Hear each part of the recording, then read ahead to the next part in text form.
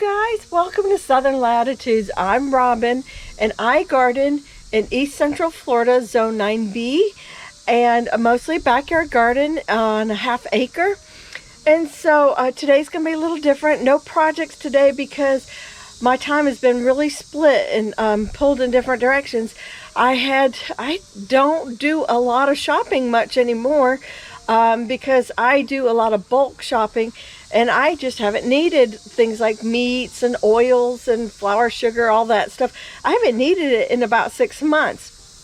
So I did all that this morning, multiple runs, and we've got everything bought up, you know, hopefully that'll hold us for a while to the winter or through the winter.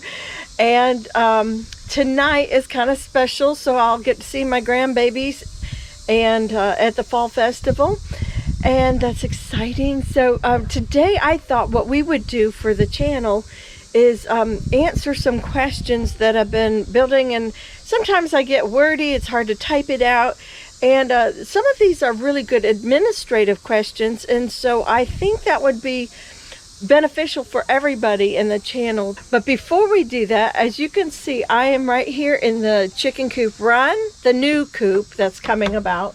So this is the run, and Jack and I made a lot of progress this weekend, and I did record it all, but that'll be saved for when I do like the full, I'm planning like a whole video in time lapse of just the chicken coop build. And yes, it has taken months to do that because we took the summer off and we had COVID in April and partially painting a house. I mean, we just had a hospitalization. We had a lot of things going on, and and wood prices, right, you guys? Wood prices. So we just completely put it off for those few months, and have gone ahead and restarted the project, and I'm so excited. Like, I can't wipe the smile off my face. And I keep thanking Jack. Thank you, thank you, thank you. I'm really excited. So without further ado, let's take a look. This is the coop framed in. So as you can see, this is going to be the little chicken door. Yay! And then solid wall over here. And then solid wall here, and then this is where I always said I was gonna pull the door handle here and open it, right? And see this? But no, Jack actually had a better idea, and he's used to doing this because he does a lot of work with the cars, and we had boats, and then we have an airplane, and he's always been look at Buddy, he's checking it out. He's always worked in aviation. So he said we're going to take a handle here and pull upward, and he's going to put pneumatic actuators. I hope I'm saying that right. I'm not really comfortable with the lingo, but we're going to pull the door upward and have it just sitting on those actuators, whatever they're called. I think that's what he said, and I'm really excited about that. So then I'm just going to be able to come in here, and I already have the rake pulled out, and pull and clean my coop. And this will be repainted a second time, but it's also, I think we're gonna have that it's like a linoleum, or it's just a flooring thing, solid, and the new version of it, and I'll be able to hose it and everything and just totally sanitize in here. So I'm loving Jack's idea of the pull upward, and then it'll just stay in place. It's gonna be fantastic. I love that. And there's no lip at all going to be here, so I can just pull straight into the wheelbarrow. Everything in the coop has been made custom according to, I can slide the wheelbarrow here. We've already measured it for that. That's what caused this. Now you can see this coop was designed specifically for me and my height, for my clearance. And my bend right at my waist and hip. It's not designed for Jack because he's already given himself 2 goose eggs in the head. But anyhow, it's there, and you can hang off of this because it is so strong. He's done an excellent job of reinforcing all this to hold the weight of the door. And then over here is going to be my egg box. We have pulled it down. We're going to have the hinges here. I don't know if he's putting these on those actuators or not. Pneumatic? I want to say struts. I don't know, but struts is not right either. So we're going to pull down. And then I can just pop in here. This will be solid here and here. And so I just have to kind of look in a little bit and see if I have an egg in the corner. But for the most part, that's going to be it. We did not do anything where we built out of the coop. We're trying to make it pretty efficient for hurricanes. And so you could, well, some of this is sawdust, but there's also, we took those little, we have the 12 by 12 chicken mats. Is that what they call them? You know, and we measured it out. So it's exactly fits here, the 12 by 12. And I think it was 4 or 5 of those mats fit in this side. And so that's, and Jack will put a little ledge here to hold them in. And so that it's going to be like a community thing. No more fighting over one bed. Oh my word. You guys, your chickens do the same thing. I had 4 beds when we originally started that coop over there. And they always use one. Everybody's fighting for the same one nest. So we're avoiding that this time. And we're just going to have community nest all the way across. So if they want to sit close together, that's fine. If they don't want to touch each other, that's fine. So anyhow, then we'll have a solid wall back here. We'll have 2 roosting bars across here, but not over where they lay. So that we got plenty of room to fit all those butts in here. So now I'm going to answer questions right here in the coop. So actually I have the first one did not come from the same as the others. So the first one is, why am I hand watering when I have drip irrigation? Well, that's pretty simple, because the seeds, either I start with seeds or I have those little transplants, but their roots do not go out very far. And so sometimes the drip line is right on it, but sometimes, like in the case of the carrots, I did a whole row of seeds. And the emitters are only every 12 inches. So I have a lot of seeds in the middle that would never get water or get started if I did not hand water. And the same goes for out here. We are working on over 3 weeks worth of no rain, except for we got a little bit through last night, and then we had maybe, I think literally we had 1/4 inch last night, and then maybe a 1/4 inch about 10 days ago. And that was not enough to get my fall seeds going and starts going. So I've been hand watering, yes. Drip irrigation also, yes. But yeah, for those things that aren't able to reach the drip line water, I have been doing that. Okay, to answer another question, so you seem to seed so many fun things outside the typical recommended windows that I see at a garden center. Is this by experience, or do you follow a calendar? Both. So I have done, well, first of all, if you're talking about typical as in zones 8 and up to like 4, right? Zones 4 through 8. Yeah, Florida doesn't follow any of that. We're almost like a reverse of that. So that's not going to work. But then there's the, hey, we're going to start here. I have the Clyde's calendar. I've shown that to you before. Actually, I left it in the house. I should have brought it out. But I do the Clyde's calendar as a guideline, but I also do push those boundaries now that I've been doing this for so long here in Florida. It is kind of funny because I see people who don't know what they're doing make mistakes and they get food. So I'm like, why am I following the rules all the time?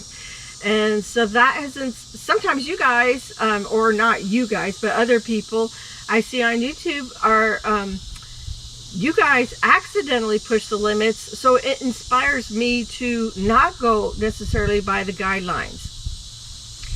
So with all that being said, do I keep a calendar? Absolutely.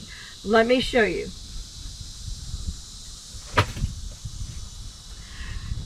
I have years of calendars. I think it probably goes back to 2012. I did those little grid notebooks because I was, you know, I did square foot gardening for a long time, and when I had smaller gardens and you couldn't hardly get a foot in there, and so I had the grid thing, and then on one side, and then I'd have my notes of what worked well, what didn't, as far as seed varieties. Maybe somebody shared a recipe of you know, an organic or a natural recipe for bugs, you know. So I had all that, and then I lost that a couple of years, and I had a little black notebook. And then the last 2 years I've been going with, actually Amazon come out with and also the Homesteaders of America came out with a book, and I missed my opportunity to buy that. So I went on Amazon and found this book, and I couldn't re-find this book.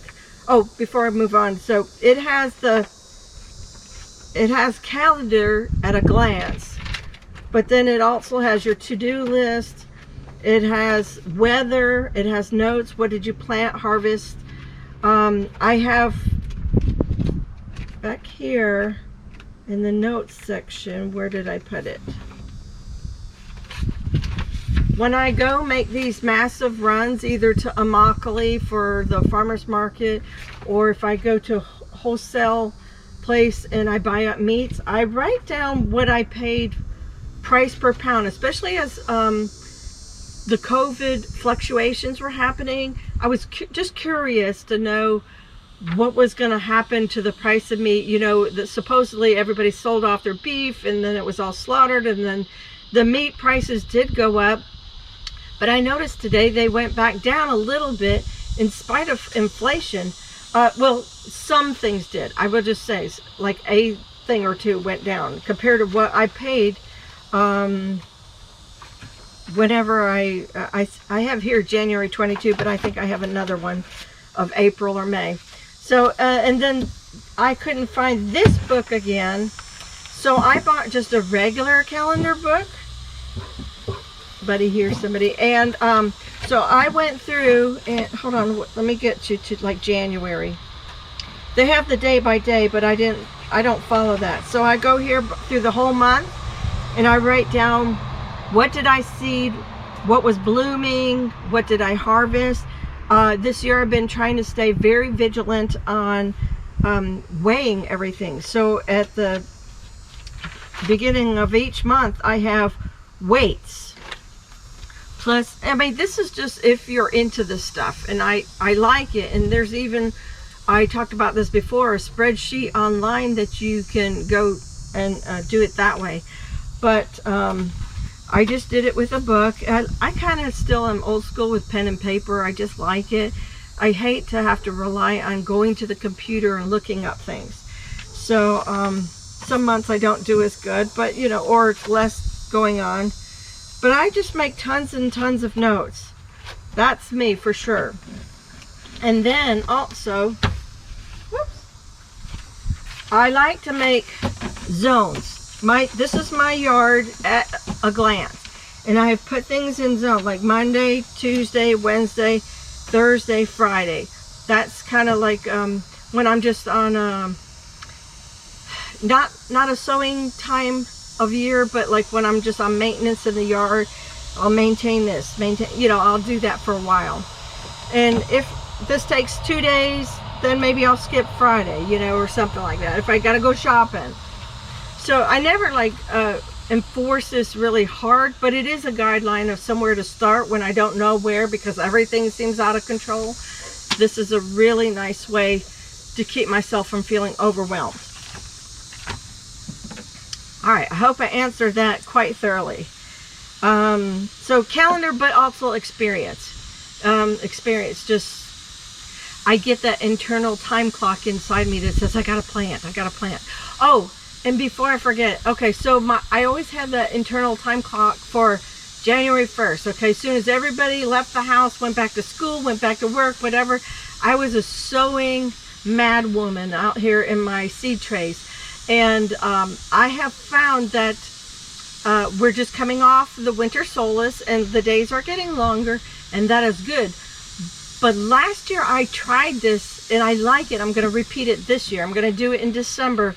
So before we hit the winter solstice around the 21st, 22nd, I like to go back it up maybe like 10 days and get my seeds to germinate around the middle of December. So they're germinated and poked through, but they're not really going to grow, right? Because we're almost at dormancy. I have a great video on that. I will link at the end of this video about dormancy in Florida and all that.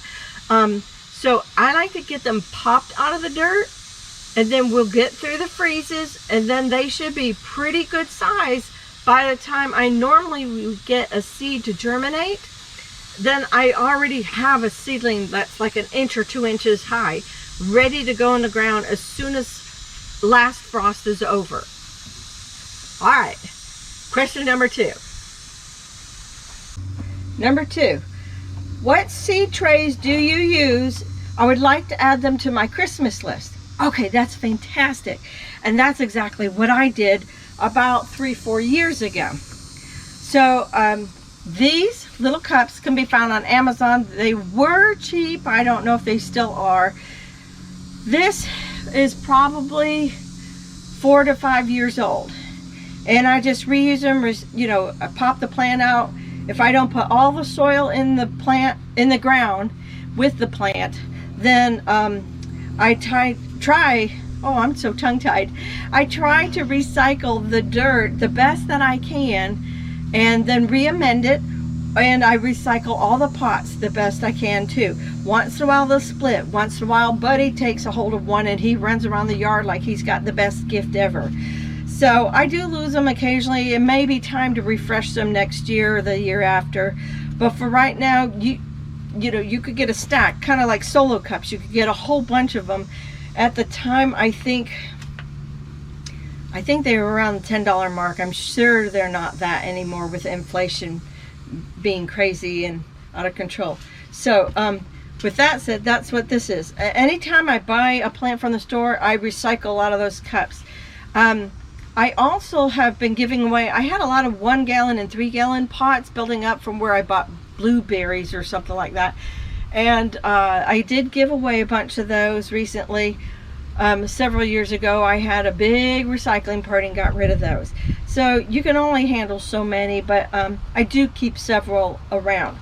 Now, this may be the tray that you're referring to, which is a 162 cell tray. These were bought at hosstools.com. So I really love them. They are expensive. I'm not going to lie to you. Back when I bought them, maybe 3 Christmases ago, I think, they were $40 for one tray. Don't cry yet. Or you could buy 5 of them for $100. I think it's more than that, probably, you know, is. And but 5 at $100 was $20. So to me it was like 50% off. But it's also a long-term investment. They actually have a video on their website or on YouTube maybe, where they show a truck running over this. It's really quite sturdy, and it's, I don't want to say indestructible, but it's close to indestructible.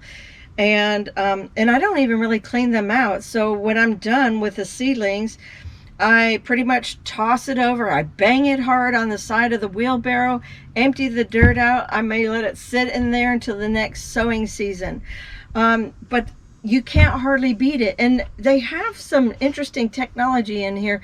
You've probably seen it when I pull out like a little seedling and I show you that the roots run downwards. So they have these little channels in here that train the roots to go down, and instead of just wrapping the cell.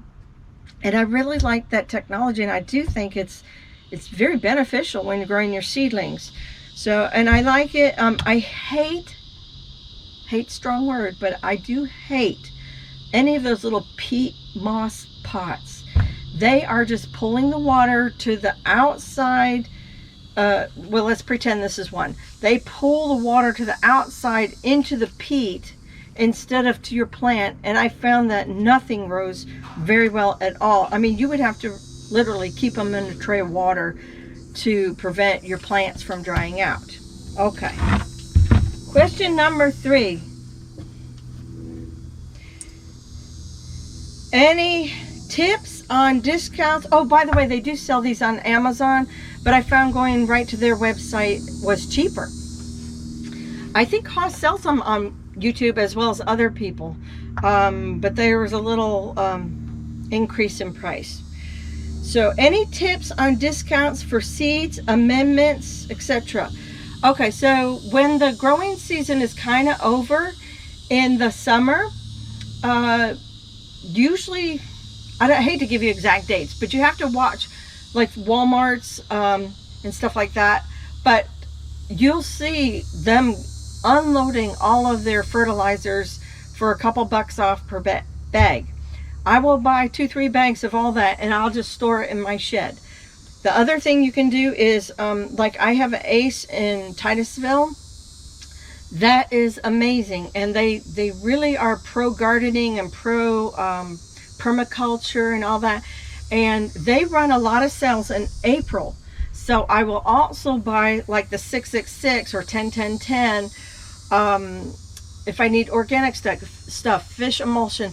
Now they are pricey, but we also have a veterans discount, so that compensates. They give you little coupons that helps compensate for the extra cost, and then they run sales, and so I find that be the best way to buy my fertilizers.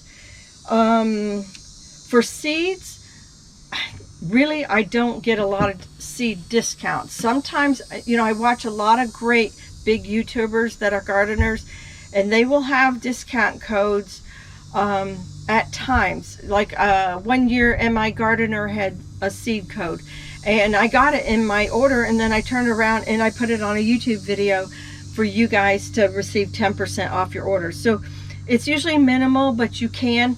Also, what you can do is this time of year, I did see, I think it was MI Gardener recently, I'm sure all of them are doing it, but they want to unload their 2022 seed and then be ready for the 2023 seed that's coming in, and then they're packaging it and getting ready to sell come January 1st. So now's a good time. They will, it's not bulk sell, but they will, I'm trying to find the right words, but like you get a bundle of seeds for like $19.99 or whatever it is cost this year, but I've seen it for that. And it's just a mix of whatever they have tons of excess for, and you do that, and then you come out of that with a lot of seed for 20 bucks or 30 bucks, whatever it is. That's a great way to do it. But I will tell you, I never really paid attention much to what I was buying as seeds before I opened up this quarter acre, I'm sorry. And when we did this, it opened me up to a lot more variety choices. And that first seed purchase from Baker Creek was about $110. And then of course I've been adding to it with Haas, Johnny's. I love Johnny's, but the shipping is really high, so I usually go in on that with a friend. Yeah, so I do not even know what I spent this year. I'm sure it was another $100 or more. But also I'm using less seed. I did a great job of harvesting and keeping seed last year. I mean, not last year, but in May, I was able to harvest a lot of seed from overwintering stuff last year, like the bok choys and the lettuces and the onions and the loofah, you know, everything. So that's great. Also, let me show you a book. As long as we're on the topic, let me show you that this is an excellent book to put on your Christmas wish list. And this is Seed to Seed by Susanna Ashworth. And this is excellent on how things grow, seed production, statistics, you know, how far away you need to plant stuff to keep the seed pure, when to plant it, everything. I mean, it's great. Seed to Seed. Highly recommend this if you're going to save your own seed.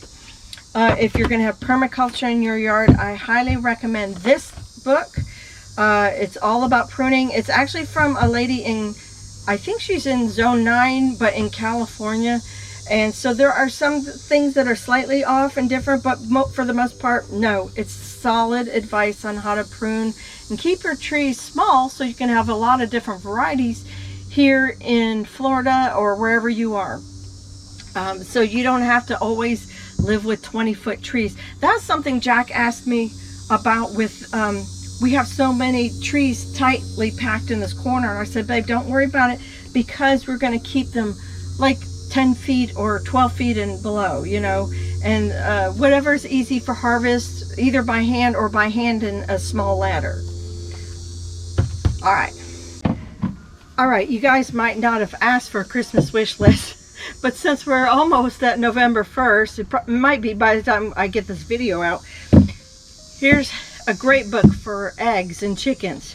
Fresh Eggs Daily has so many helpful hints. I also have a video that was pretty much inspired by this book. So that's great. I love that. I do a lot of canning, as you know, if you watch that playlist. Pickled Pantry, great book. There's a lot of them out there. This is by Andrea Chessman. USDA Home Canning Guide. I love it. I don't love it. But a lot of things that I can't find in other places, this does give you scientific recommendations for processing times that sometimes I can't find anywhere else. So I do love it for that. And it's still pretty inexpensive too. The other thing is, this is my favorite. As you can see, I use it and use it and use it. This I bought as a used thing. It's actually terrible printing. I mean, I'm sure the real version is, but the reason why this was discounted, because the printing got skewed on it, and I can still read it, but it is a little like off kilter, but it still works, so I got a great discount on it. Oh, I'm sorry, I didn't say the name. Home Preserving, the complete book of home preserving, and I call it Bernardin. I think that's how you say it. This is recommended by Sarah at Living Traditions. I love, love, love this book. If your family wants to know what to get you, this is the book. You absolutely need it. All right. These are long answers.